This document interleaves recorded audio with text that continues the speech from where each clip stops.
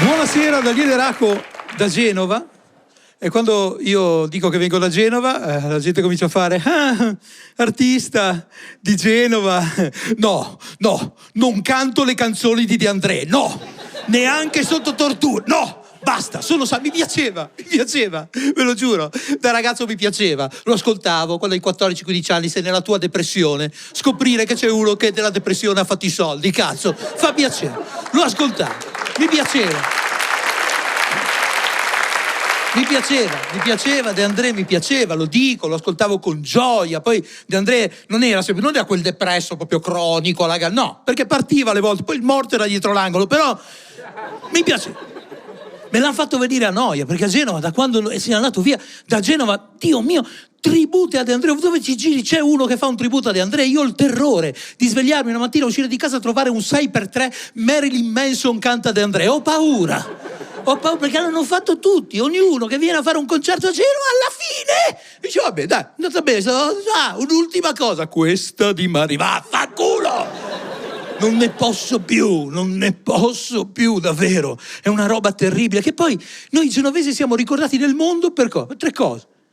Il mare, il pesto, Fabrizio De André. Cazzo, nell'immaginario collettivo noi moriamo annegati cantando De André ricoperti di pesto. Cazzo, ma è una roba brutta. Siamo molto di più quando dovremmo essere ricordati nel mondo per aver inventato il lato oscuro. Molto prima di George Lucas siamo noi abbiamo inventato il lato oscuro, il genovese è triste, è cattivo, è gretto, odia da dietro le persiane. In questo momento io sono felice perché l'odio è sdoganato e allora poi è bello, è un momento storico fantastico, ragazzi. Se dovete dire qualcosa di male a qualcuno, è ora il momento, potete sfogarvi e con chiunque tutte categorie che non si potevano toccare prima. Handicappati, non si poteva, tu facevi un pezzo sugli handicappati, ma stai scherzando? Adesso si può. Sì, si incazzerà qualche dico, ma chi se ne frega? Si può fare, cazzo, è bellissimo. Diversamente abili, noi abbiamo questo trip, cazzo, del politicamente corretto. Diversamente abili, ma che cazzo vuol dire? Siamo gli unici, Perché gli inglesi dicono handicap, i francesi dicono handicapé, i tedeschi dicono una cosa tipo behinderter, qualcosa del genere che letteralmente vuol dire impedito. Ma cazzo, non si smentiscono mai, però bisogna dire, ma dai.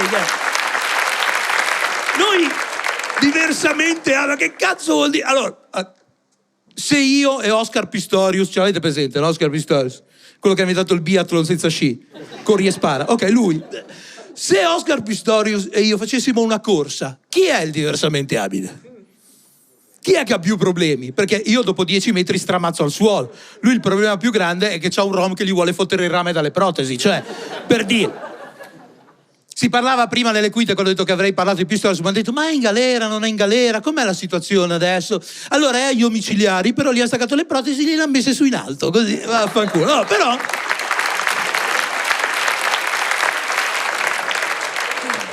Si può, vi dico che si può e vi dimostro che si può odiare questa categoria perché c'hanno dei vantaggi, guarda un po', hanno una vita sociale meglio della nostra, certo, migliore, assolutamente. Io stasera arriverò a casa alle 2 di notte.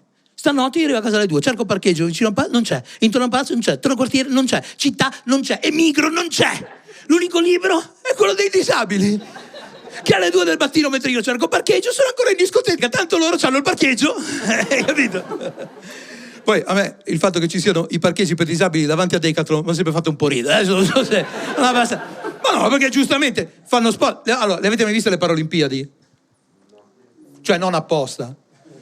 Non è che uno si sveglia alle 4 del mattino, cazzo le Paralimpiadi. No, cioè scanali, le trovi, ti fermi, no? Le guardi, che bello vedere il gesto atletico, cazzo, di sti qua che nuotano con le orecchie, cioè figo. Vabbè, cazzo, fallo te, quella situazione lì che comunque ti butti lo stesso.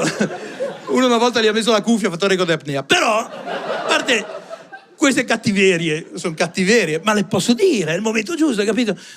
Io c'è una domanda che mi faccio proprio fin da piccolo, dalla prima volta che ho visto le Paralimpiadi. Ma quelli, che è una domanda che non potevo fare ad alta voce perché mi avrebbero dato della merda, maestre, genitori, no? Me la sono tenuta dentro per anni, adesso si può, ce l'ho lì, quelli che alle Paralimpiadi corrono. No, si dice corrono lo stesso, con la carrozzina, no? Ci avete presente? Ok. Perché si mettono le scarpe da corsa? C'è il senso di questa scelta, perché io, allora, se mi capitasse una sfiga così, perché è una sfiga, ma io sarei un goliarda, ma vaffanculo, ma ci vado con i Topo Sci, con i Moon, con le ciabatte di Topo Gigio, ma che cazzo me ne frega? No, ma perché poi...